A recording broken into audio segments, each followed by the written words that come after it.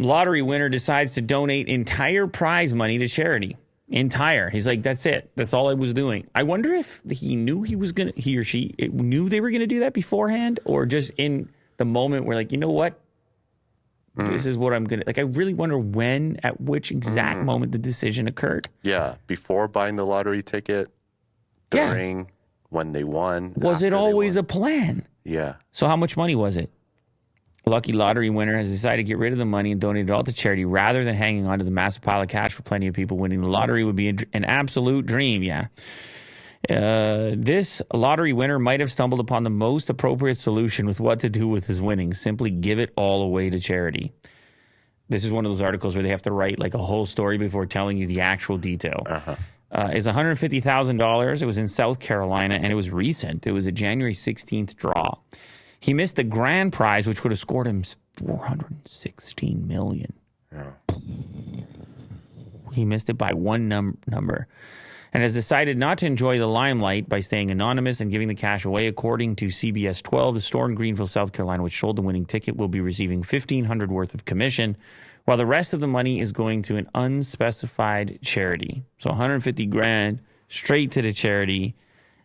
And it gets people thinking about this whole lottery deal in general. You know, I have heard stories. I mean, I don't know personally, but I have heard stories of lottery winners having a less than desirable outcome from having won the lottery.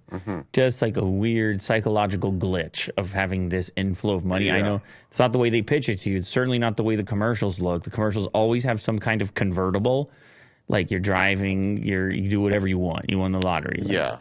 Being in the Caribbean or something. I don't know what you do, but it's always so obvious and so perfect. But I guess some people, they start getting hit up, or people try to get something, or they're not sure how to manage it, or it's just such a shock to the system, psychological shock, you know, that it might have emotionally altering effects. It's just a major kind of like, whoa, it's like the financial equivalent of a meteor. It's not gradual at all. And we don't tend to deal well with things that are not gradual at all. Yeah. They say it's life-changing, but it could be good or bad.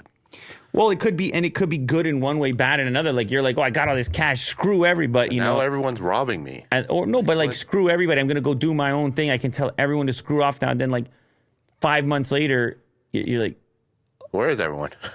Well, you're just like, oh, damn, man. Like, that's actually not what mattered. That's actually not what was the valuable aspect, and I totally had the wrong deal on that. So it's complicated. But like from my side, I can't get into playing the lottery at all. I can't get into the idea. Let's just say you won like a huge pot of money. But I never even bought one of those things. Maybe it's like I don't know. You had one Bitcoin, and then it's just like a boatload of money, which sort of feels like the lottery. You're saying? Sure. Yeah. Would you have donated it?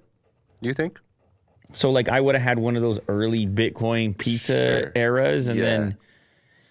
It's worth the crypto one is so weird. I don't know. The crypto one is so weird. Let's just say you were playing around with it, and then you were like, you bought a Bitcoin like 10 years ago. I think you'd have to see how you felt in the moment, because I don't know that anyone can effectively predict what that experience is like.